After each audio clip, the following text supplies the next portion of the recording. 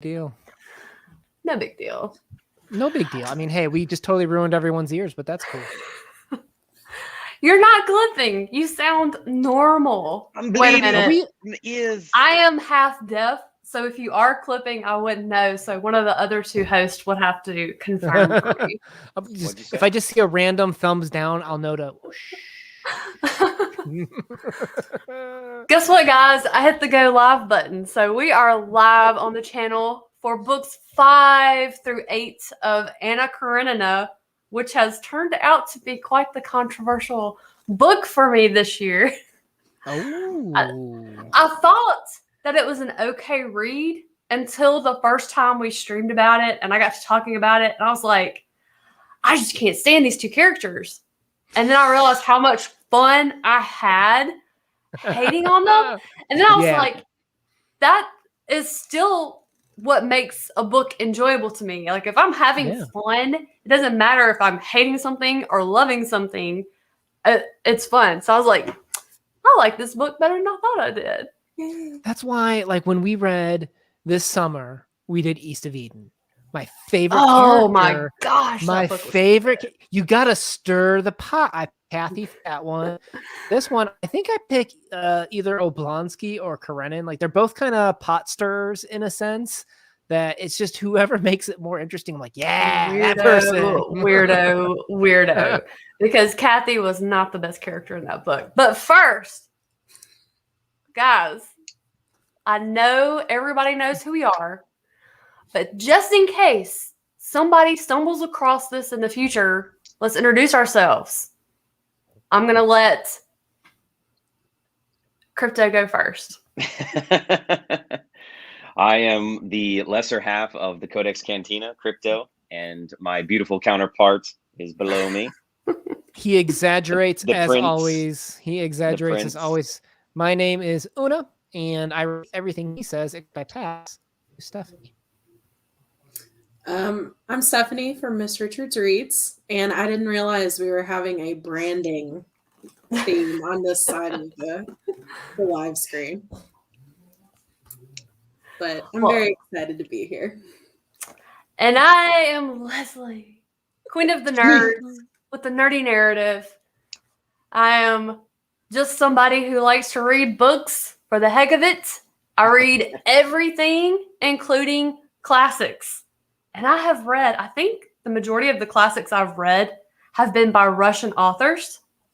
And my favorite is the author of the wonderful book we're going to be talking about, the conclusion of Anna Karenina, Leo Tolstoy. And if you have not seen the video that the Codex Cantina put out today, the Before You Read, is it Before You Read or Should You Read? Before you read. Before you read. If you haven't seen that and you haven't read this book, check that video out. I wish I had seen that before I read this book. Sort of. Because then I wonder if I would have had a different reaction going in. Because I kind of had fun with my reaction. Yeah. Even though it was probably not the right one to go in with. You've been it's been a fun journey with you, right? Because like you said, there was a shift when you're like, I love hating these characters, and this is always my stance when it comes to books. Your stance might be different based on information, but that doesn't mean it's right or wrong. It's all, you can enjoy this book no matter what, which is one of the beauties of Anna Karenina. Is that this is literally probably the easiest, maybe everyone's first book I would recommend Russian literature. I would agree with that. One thing I think that we did too in the video is we try not to give too much of our opinion of, I mean, we gushed over it a little bit, but I think that's something too, is that we just try to put forth of that you should read this book and how we're going to help you read this book so that you can get the most out of it. And I think that, yeah, there's obviously clear like spoilers and things that happen in the book that we stray away from completely. But even sometimes knowing that somebody else has very positive feelings towards something can alter your feelings, I guess, as you go into it, because you have these high expectations of like, everybody's gushing that this is one of the greatest novels ever, and I'm struggling to enjoy it, you know, and that doesn't necessarily say that's not necessarily a bad thing, that you are struggling in certain parts or you don't enjoy certain parts. That's something that you can get out of saying about yourself. And that's the great thing about this book as a whole, is it does help you identify more about you as a person. Yeah. And the thing about it is, when I read some short stories by Leo Tolstoy, and then I decided I wanted to read one of his longer works, when I researched, this one popped up, and it's like touted as one of the greatest novels of all time. So I'm going into it and I'm like going, this is a Russian soap opera. Like, Yeah. But I loved, like, probably a lot of people may find the sections about farming boring, but I thought it was like reading therapy for me. I just thought it was very beautiful. But let's talk about, does anybody want to summarize books 5 through 8? Or more farming, more city, bad things, good things happen. or how about this? What about favorite moments from this section? Can we start with Stephanie? Because I have a specific question as Stephanie answers this. Okay. Because how many times have you read it now, Stephanie? Yeah, this is number 14? round what? Which round is this? 5? 5. Okay. Tell us, what was your favorite time? What was your favorite moment this read, and how would you compare your 5th read of that moment to why it maybe resonated more as opposed to your previous reads?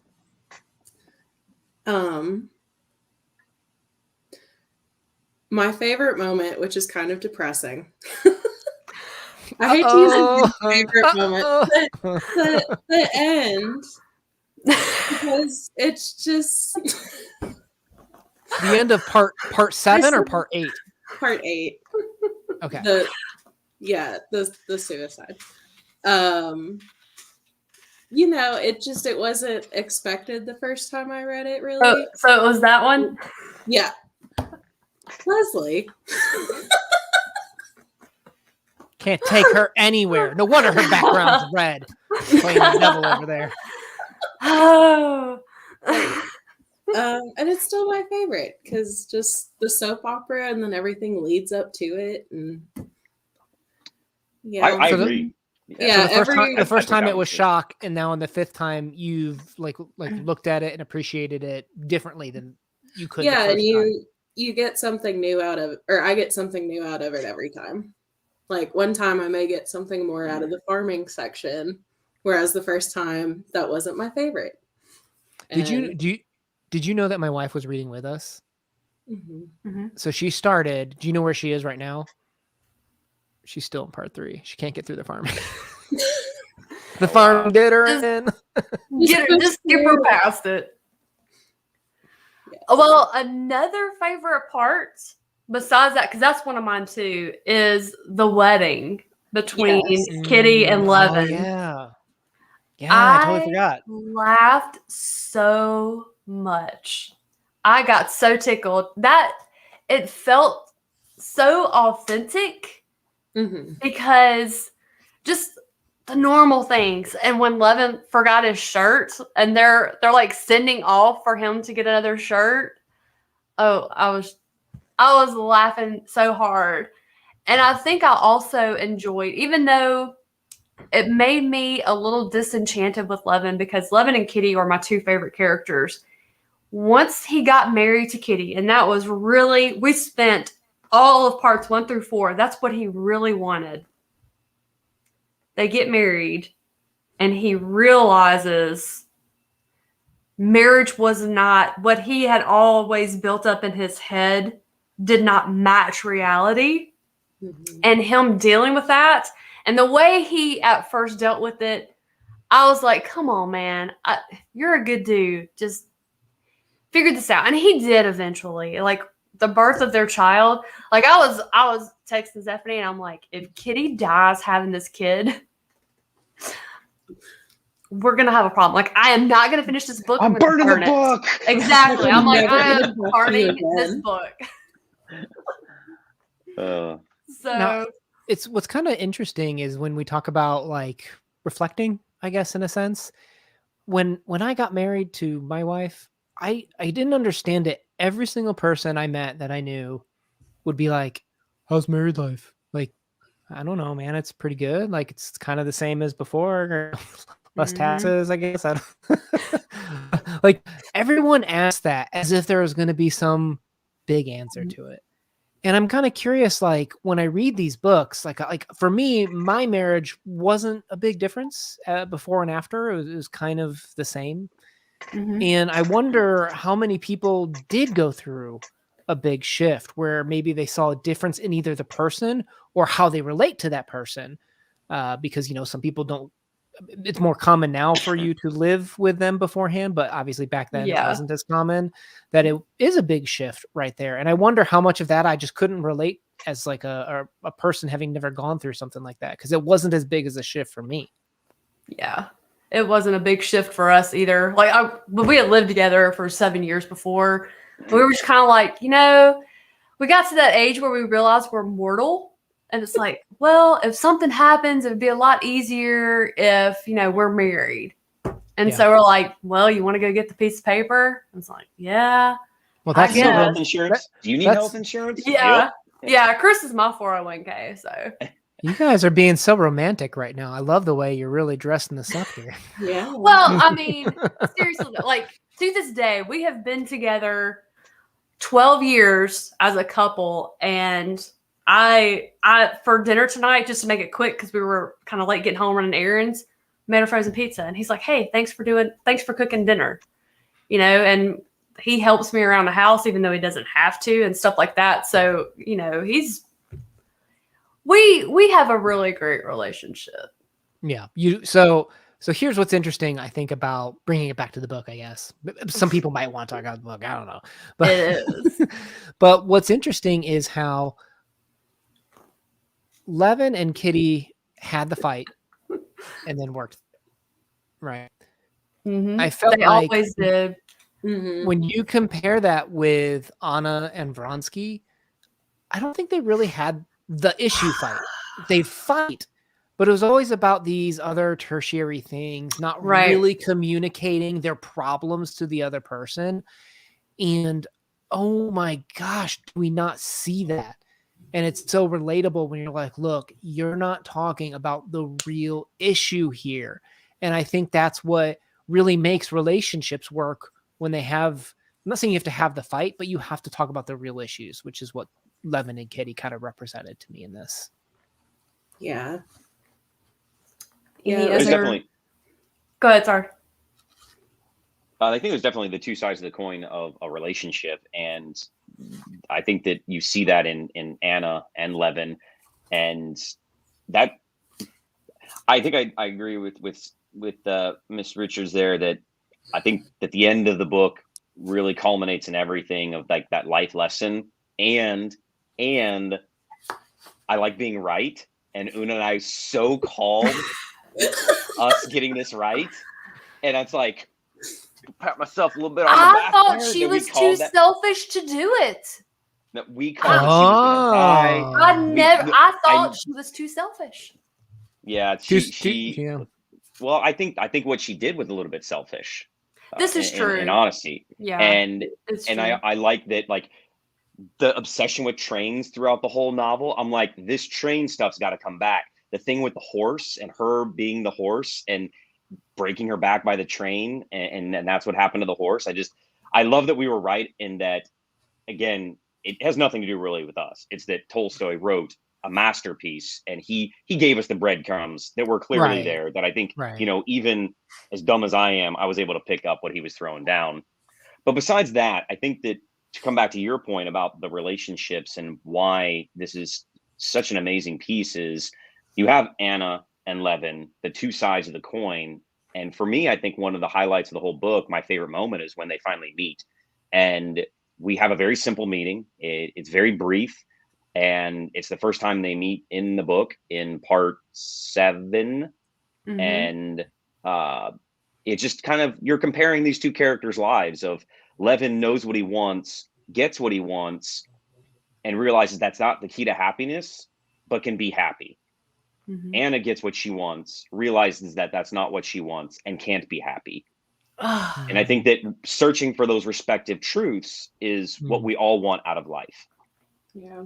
She got on my nerves. That So flip-flopping realistic. between the divorce, not divorce. Like, I actually, so another little topic I had here was further character development thoughts. Like, did anybody change their opinion on a character in the second half from the first half?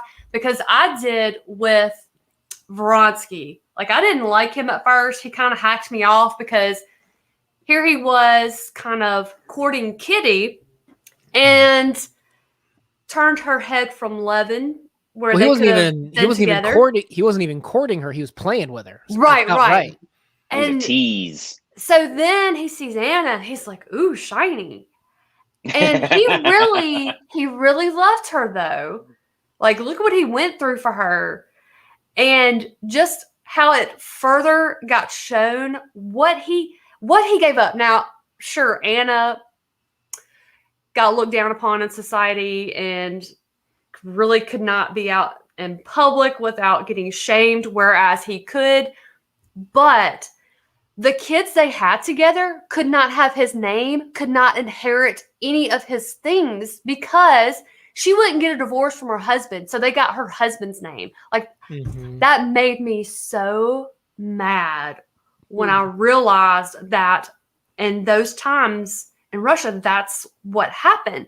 If you were married and you had somebody else's kid, they took your husband's name. They were not entitled to anything from their actual father. I was like, girl, you need to get over yourself, divorce your husband, set him free, because he was tormented. My opinion about him changed as well, because he was so tormented. He couldn't be free, and then he didn't want her to suffer from him putting her aside. Like, everybody tried to help Anna and put her interest at the forefront, and she was just like, The question is, why did they do that? Like, why did he write it that way? Is so that she could fall, right? We love to see our heroes fall, and we were hoping for a redemption story, and we don't get it. And so that is a little bit of the traditional, I think, way of Russia. Yeah. I wish she had fallen under that train a long time ago. I was so happy when she delete, cut, jumped end stream. Well, that wasn't why that was my favorite part of the book. Unlike some people.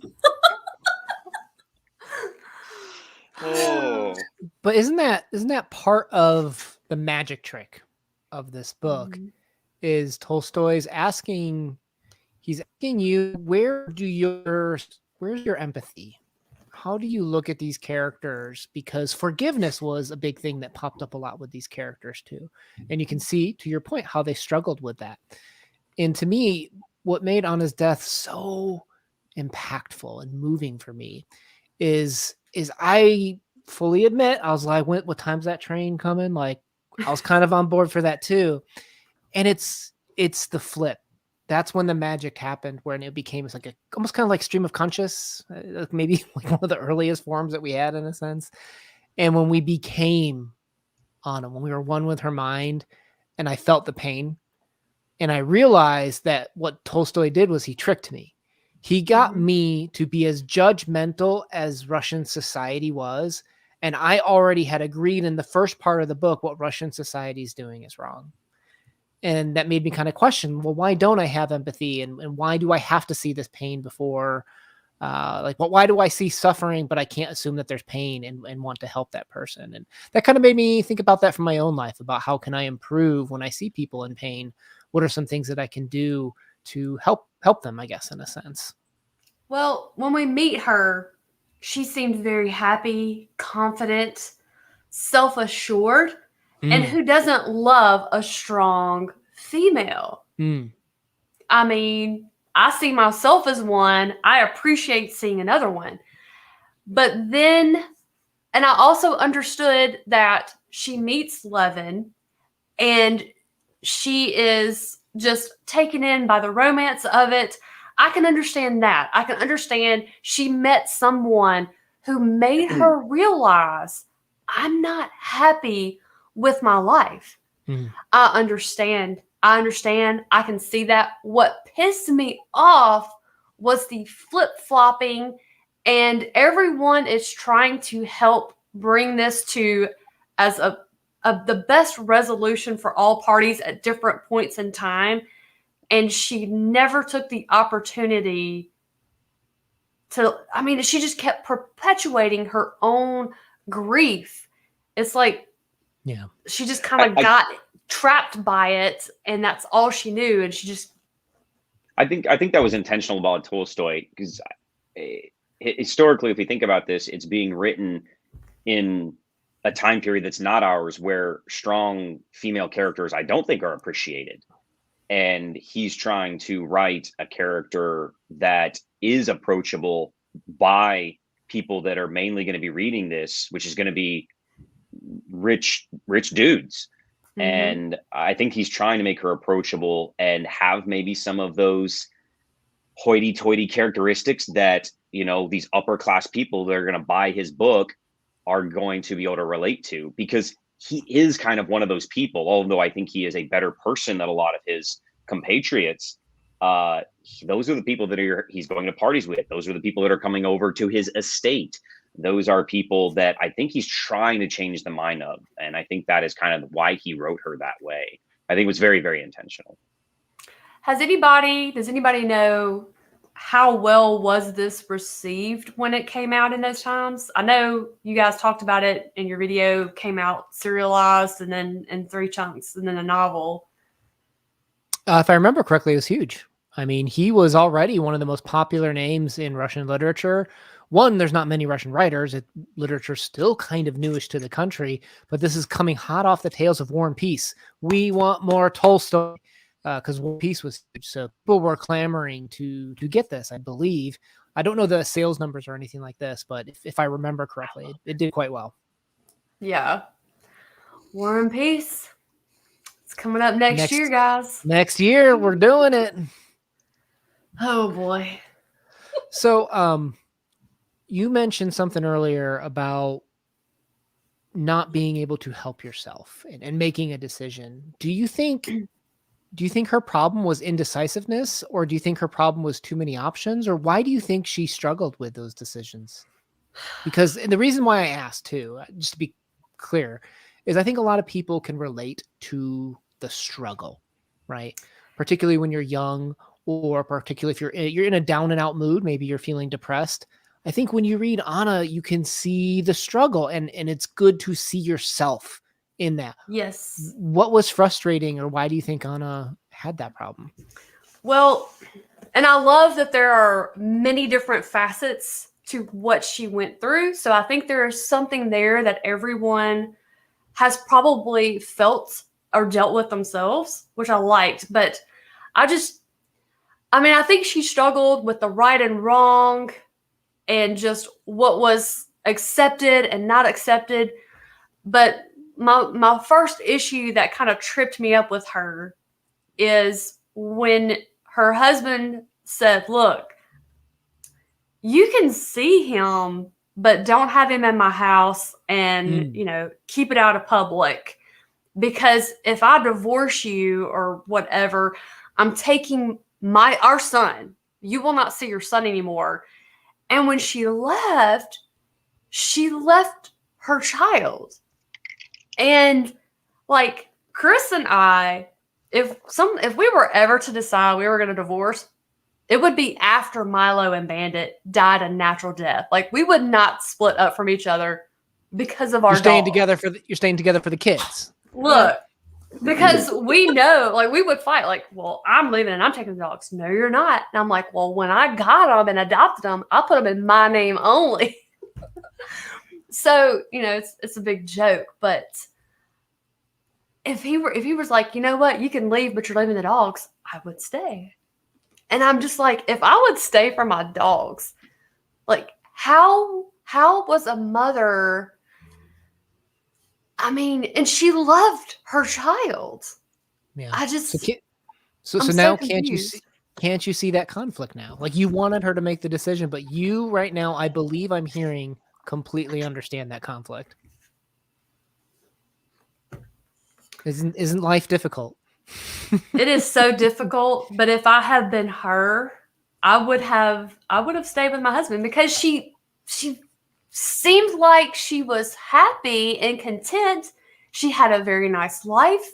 She was very well received. I mean, she had good friends. She was in all the right circles. Key word there. Seemed. I know. If Tolstoy had modern terminology, he would say that she was clinically depressed and put a face on and everything seemed fine. It's that out of left field. Everything seems fine. Well, and then they commit suicide. She was clinically depressed. So then that means Vronsky fell in love with the facade. Oh yeah. And I think that's why it might not have worked either, is he gets in this relationship and the person isn't what you expect. I mean, how many times maybe that happened in your life, or whoever might be reading this, or that time in your life, if you're, like Stephanie, you're on your 5th read, and during your 3rd read, you're going through a rough patch in your relationship, and you're like, I really recognize that the person that I'm with isn't who they pretended to be, like when we were, first getting together and dating, because we all kind of put on that, we put our best foot forward, right? When we're first starting out a relationship. And of course she's trying to woo Vronsky. Oh, still makes me mad that she stepped out. I know we don't know the backstory. You know what we need? We need the Anna Karenina prequel. You know what I mean? Like, you know how sometimes authors take like a famous story such as Beowulf, and then they write the Grendel story to tell it from like the villain point of view. I would love to see Anna before she stepped off that damn train. What was her life like back with Karenin and Suryosha, and what led to feeling lonely in this facade? Like, this is a book that needs to be written. Someone resurrect Mr. Tolstoy so we can have this. And not only him, but I mean Karenin as well. Yes. We were talking about favorite characters. He's one that I hated in the beginning, and then I started to empathize with and sympathize with towards the end. I want to know his childhood of being a orphan. Oh, thank you. Thank you, word. An orphan, because that defines his character. I mean, we all have something in our past usually that defines us as a person for much of our life. And of course that can evolve and change over time. And that's usually a good thing for most people. And for him, it is, but it isn't. Well, I was the same with Karenin, but as I thought about it, I went back to my initial.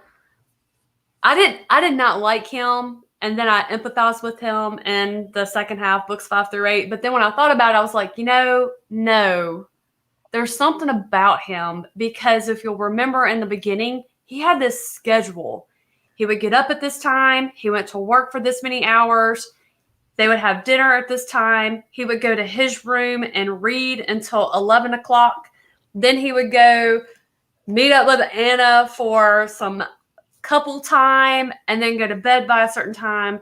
So it was almost like a military precision of how he lived his life. And I wonder if he had, if Anna and Suryosha were just, I don't know the terminology, but they weren't objects of love and affection. They were part of the plan. They were part of the plan. They were part of his plan, right? Growing up as an orphan, I bet you didn't really have that much control. So I think that was partly him, like, I can control this. So he may love them, but maybe he doesn't show it.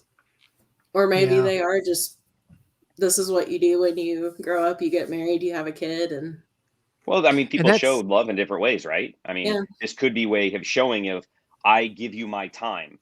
I'm going to regiment my specific time to show that I love you, or I care about you, or you're important to me. Yeah. I once learned that like some victims of abuse will control things, to Stephanie's point, or later on in their life, because in their mind, they can't control kind of what's happening. So they have to physically control, like, regiment like that in real life. I'm telling you, this is the next great story that we need. We need to find like maybe this was in his like journals somewhere hidden and it's just not published. Like this could be like revolutionary here, people. So Alan reminds me of something in the book. Remember when Anna almost died? And Which that's time? when the first time, when she had the baby, the little girl, Yeah. and they thought she was going to die. And I was like, oh, thank God.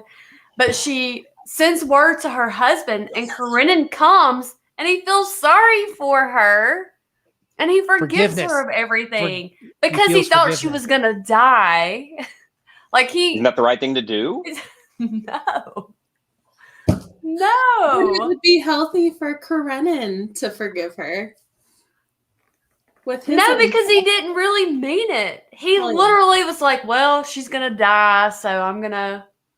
It's for himself, not for her. That's. I think you're missing the point. But he didn't actually forgive her. He was like, she's going to die.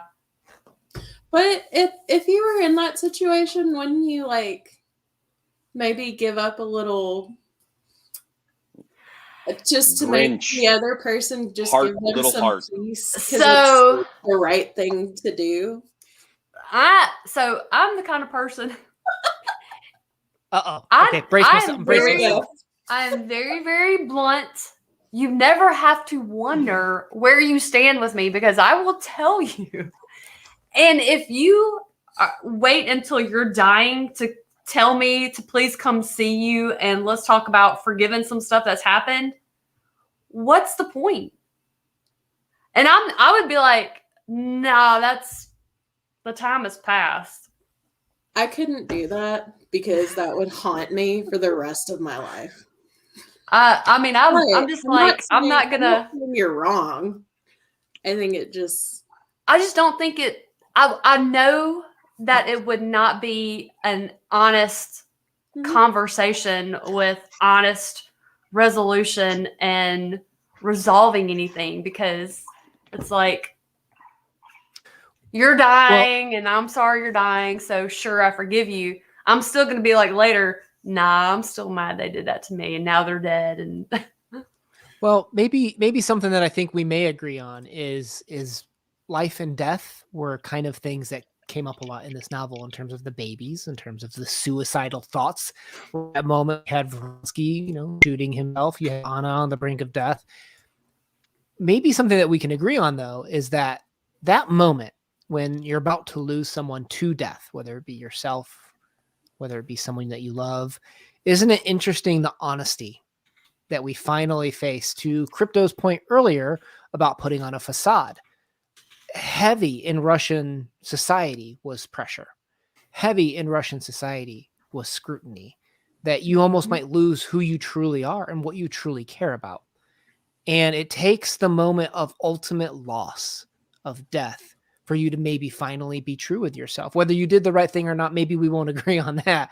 But at least at that point in time, maybe they're finally trying to face up to who they really are and what they truly want.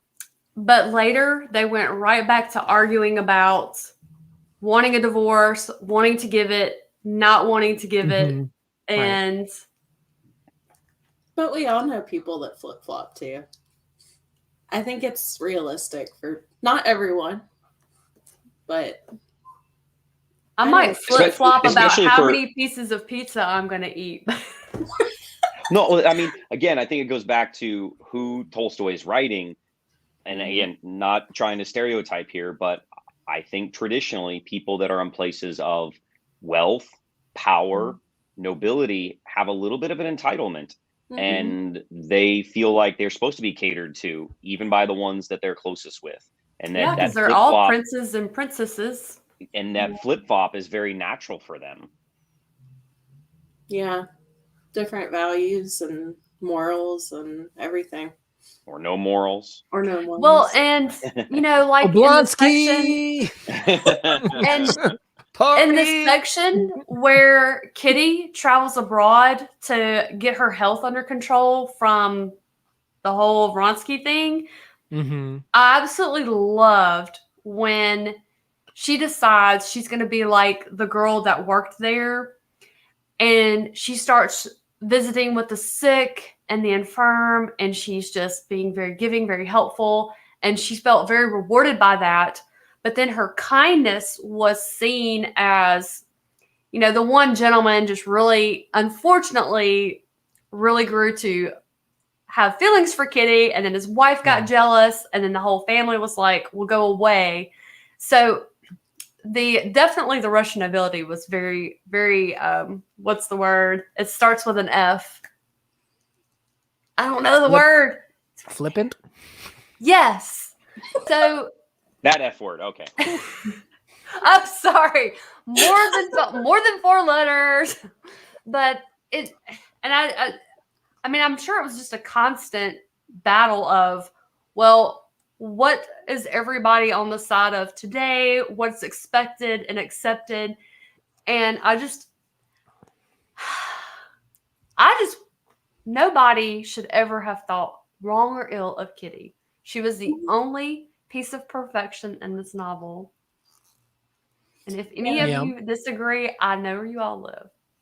So why would you like that character? Like, that's boring. There's no growth. There's nothing there. Well, I mean, there was growth.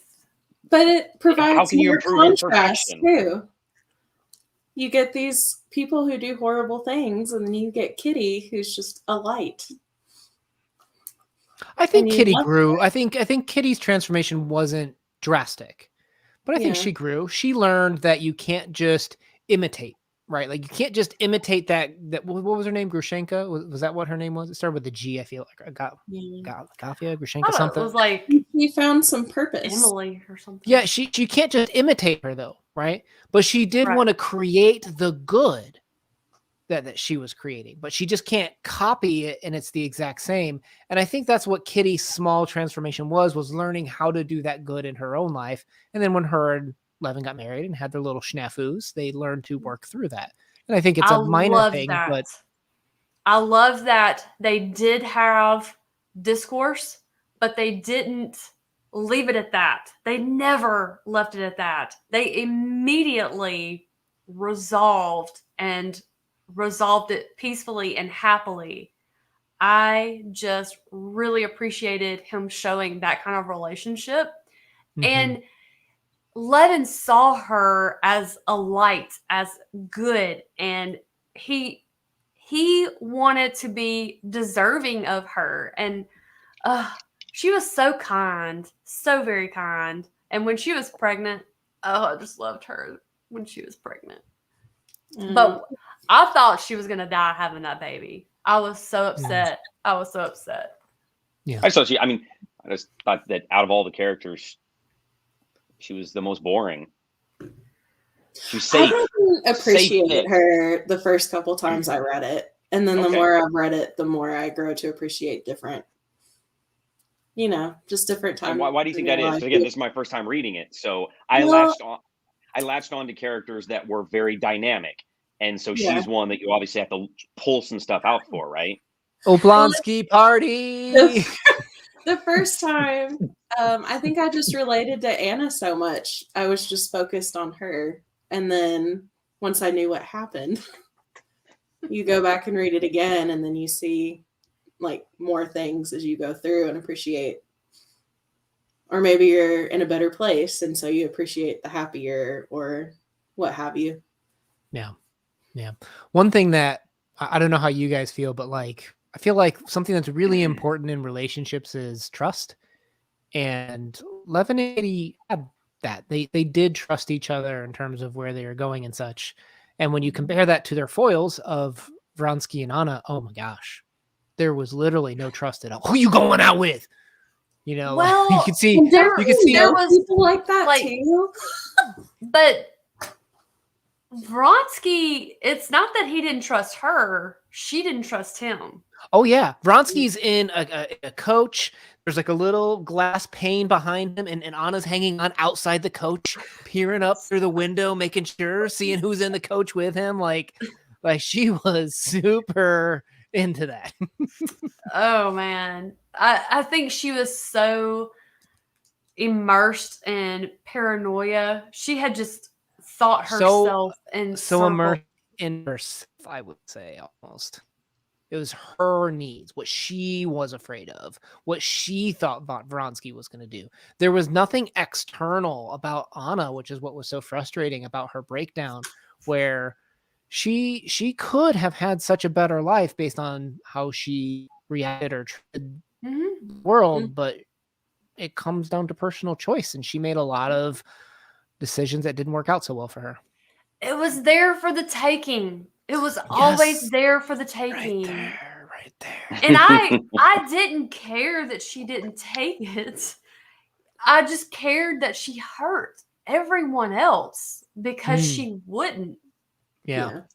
Well, I and mean, that's so Russian too, right? Like how interconnected their society was. Everybody was up and judging each other based on the decisions other people make. Baron. Floyd alive. Thank you, Baron. So Leslie's like, hang on, pause. Gotta highlight this real Oh, quick. yes. Boom, people. I don't mean to brag, but okay. montage. It's what a good flat iron will do. I lost my train of thought.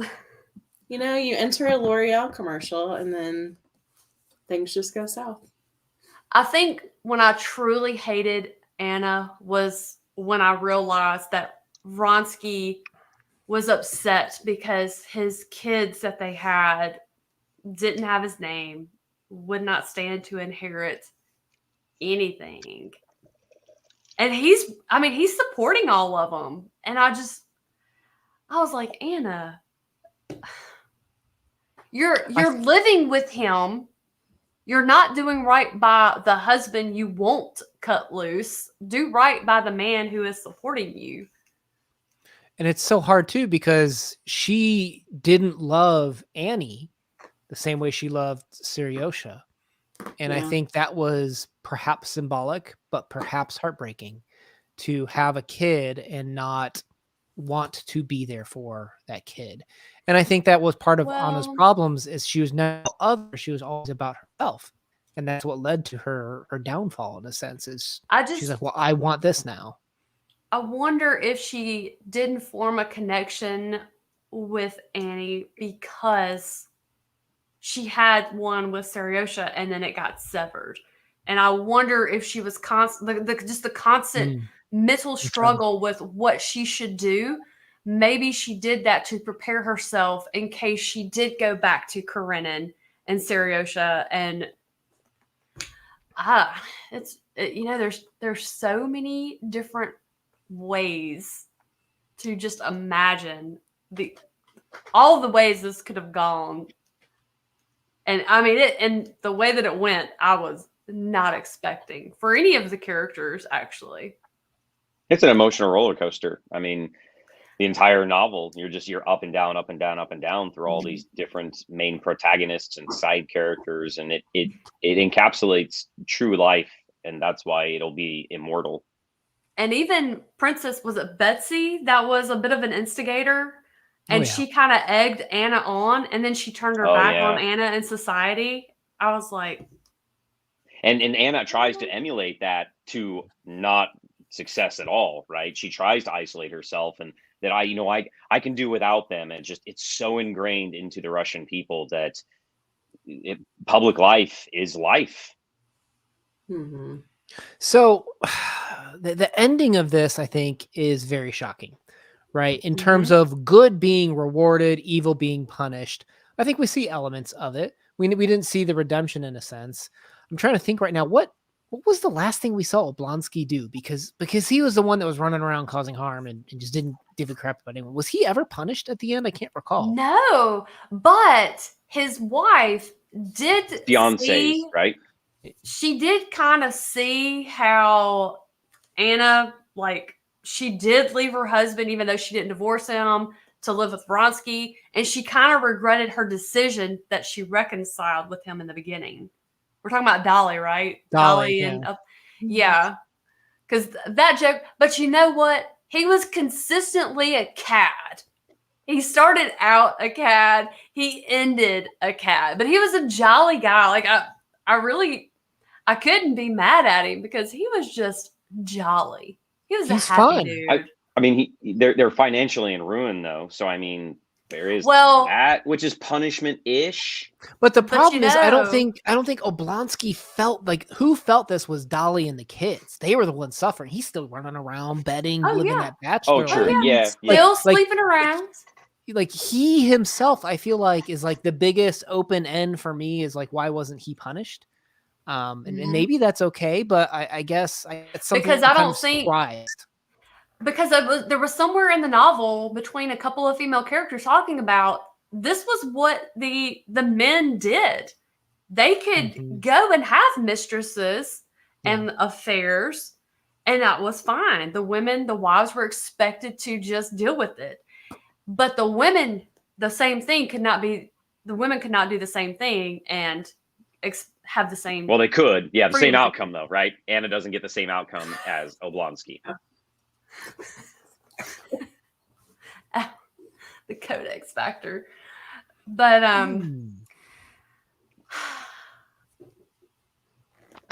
Oh, time? was- Final thoughts already? What time is it? it's already like 7:45. I feel like we've been talking for 10 minutes. What happened? It's the Time beauty of passed. Tolstoy. That's the Tolstoy. Guys, we didn't even And talk then, about like We could have read this we, whole like, novel now. we But haven't even really like I've got something I'm trying to say. Don't let me forget. Let me say it before I forget. So one thing I was kind of sad about is Levin ended up kind of getting himself in debt because Kitty wanted to live in the city. And at first, Levin didn't deal well with that, from being on the farm all those years. But then he kind of got used to it, and then he couldn't figure out where all their money went. Mhm. And he was like, oh, I don't have any money in the bank. What am I going to do? And he was like, where did it all go?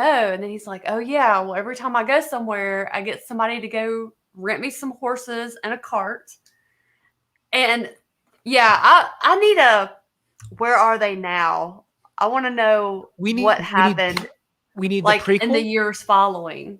and we need And the sequel. the what do they call that? The yearbook aftermath or whatever. We need that one. We have 2 novels that need to be written here. Yes. Make it But a what, trilogy. I know we're supposed to be wrapping it up, but we spent no time talking about the end with Levin's story and kind of like the lightning. Do at it the really end. fast. Go, Una. No, I Happy wanted to Live hear After. your 60 guys' seconds. thoughts. Okay. 60 I loved it because it was the foil to Anna's story being death. His was the rebirth life story, and I thought it was very uplifting and spiritual. End. Happily ever after. There All right, was now- a little bit of a happy ending there. It was nice. It was. It absolutely was. Yeah. So- It's very not Russian, that's for sure. Exactly. Oh, no. Did I not put the links? Unexpected. Well, I am offended, Leslie. I thought I had him in there. I First, think you were all of that. happy that Anna died. I tell you, Whoops. spent all that time doing the hair, none of the preparation for life. I think all that Oh. stuff shows up when it goes on the channel. I really felt like I had put all that in there. If it's not, I will add it. Well, let's say one thing that we do miss our live stream queen. Christy Lewis was unable to make it today, though she was reading it with us. We miss her and hope she has a great time reading this. And make sure you check out her channel as well for hosting some of the first few talks we had on this. Mm-hmm. The link will be in the So- description eventually. No, look, I'm pretty sure.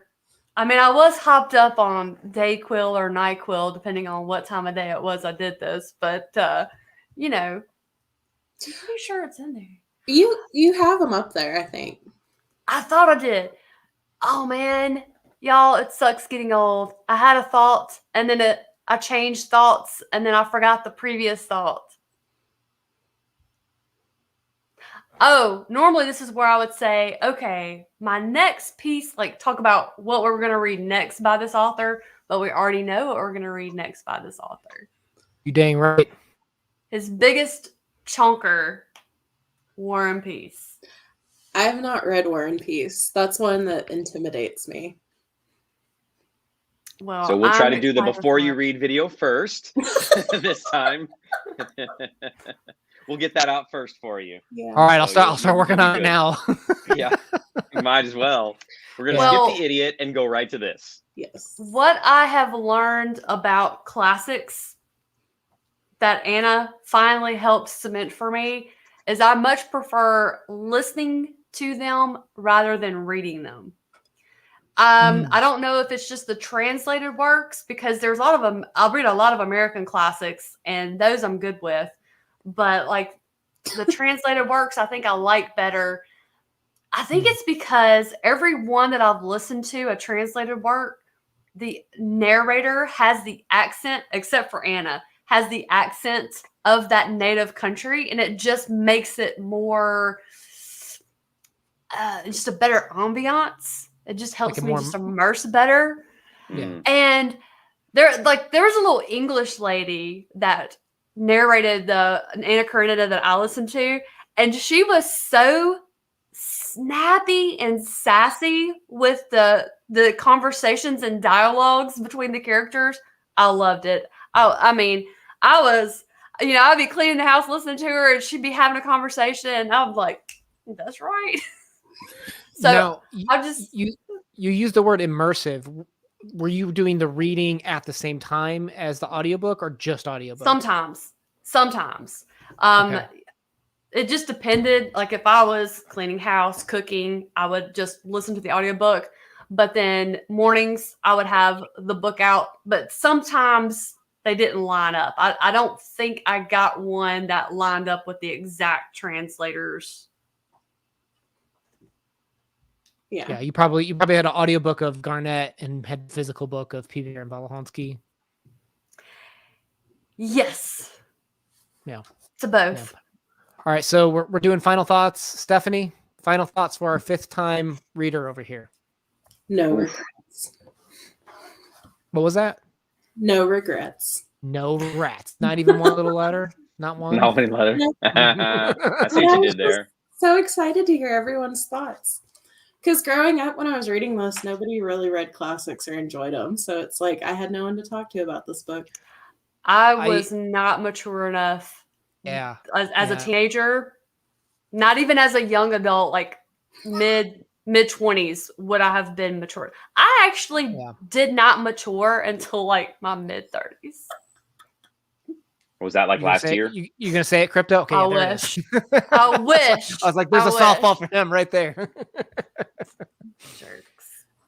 I would say similarly that I would not have had the emotional range or capacity to have related to this book the way that I can now.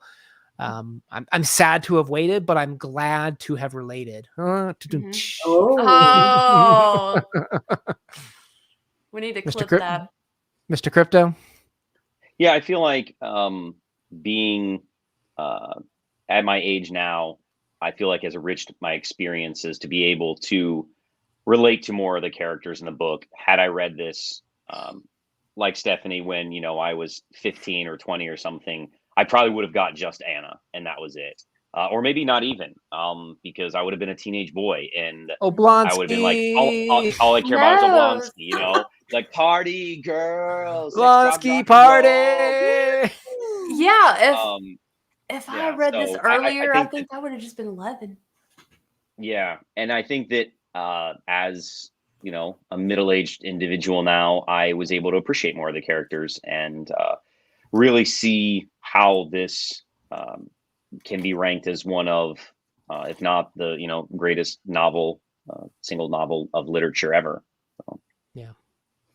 I really appreciated these conversations. I really appreciated these conversations too. I think I almost kind of wish I had read it, because I think I would have just been all 11, because before I got married, I had an idea of what a marriage was, and it was definitely not what it is. I mean, it's while it's not bad at any, but it's a lot of work on both of you. It's a lot of work. So I think I have, I don't know, maybe I should read it again in another 10 years and just get a perspective on it. Because as I experience things in life, that changes how I relate to things. I always said I wasn't going to reread this. I'm like, once is good enough, but maybe I will. Well, That was like me with Mansfield Park by Jane Austen. I didn't used to really like that. I thought it was okay. And then I reread it like 10 years later and I loved it. Always, So, always with the Jane Austen, like knife in my heart. You gotta get it. Gotta get on that train. I gotta get on that train. So Starscream War and Peace is the official dates aren't announced, but it'll be early next year. There's talk of it could be February, March, April, May, somewhere in that area. But the people have not. Not all 4 quarters, but in that era is when they're thinking of doing it. In terms of immediate next steps, The Idiot was planned for December, January. It's been pushed out, so it'll probably be kind of like the February, March timeframe. And if you're really looking for something right now, you got to check out this TV show called The Great, about Catherine the Great. It's amazing. And then come read Catherine the Great biography with me. It's so good. If you liked Russians judging each other and then having expectations of what marriage is, it's for you. Wheel of Time. Wheel of Time. Oh, Wheel of Time. no. So good. So good. It's so good. So good. Guys, why don't we talk about what we are doing in December before we go? Oh yeah, Very German Christmas. Yeah, every year the Literary Discourse Discord hosts looking at Christmas from a different culture's perspective. We started with Russia last year, probably the one we're most familiar with. This year we are doing Germany, and we're gonna have a live stream with Klaus from Germany. So that'll be really cool to kind of ask him about his traditions, what they do in Germany, and stuff like that. And then we're gonna have a live stream at the end with just kind of talking about the book. And everybody here on the live stream right now, it may or may not be contributing. We've got a couple of readings from the book. My wife and I are doing a dramatic play from the book and stuff. And I'm going to do a couple tours around town of like the German market here in Indiana. Hooray! It'll be fun. And then Crypto is going to cook for us. He's going to do the world's first crypto vlog, believe it or not. Coming to a cantina near you. My wife is the star of the show. I am simply eye candy. And then we went to Epcot, Germany, and got some footage. It's all decorated for Christmas. And then Chris and I are going to make some German cocktails. A little vlog. So we'll see how that goes. I'm very excited. Mulled wine. It may not be safe for YouTube, so OnlyFans. I've got really good editing skills. Send it to me, and I'll make sure it ends up on YouTube. You got it. Well, guys, thank you so much for joining us tonight as we talked about the conclusion of our experience reading Anna Karenina. Oh gosh, all of us were first timers except for Stephanie, so that's fun. And please, I will check to make sure everybody's channel is linked in the description box down below. Don't forget, A Very German Christmas will be floating around mostly on the Codex Cantina channel. That's where you're going to see the majority of the content for that. And I'm just going to have the one little thing, so don't worry about that. But War and Peace next year. I will also get a link to the Literary Discourse Discord. That is where we host all of our read-alongs, where we chat about the book as we are all reading together. So that will be in the description box down below if you're interested in War and Peace or The Idiot. Those are the two I know of for sure that are on the schedule for next year. What'd you call me? Well, The Idiot. Sorry. Couldn't help. By Fyodor Dostoevsky. And on that note, we will bid you all good night. As you take care, Merry Peace. Christmas, Happy Holidays.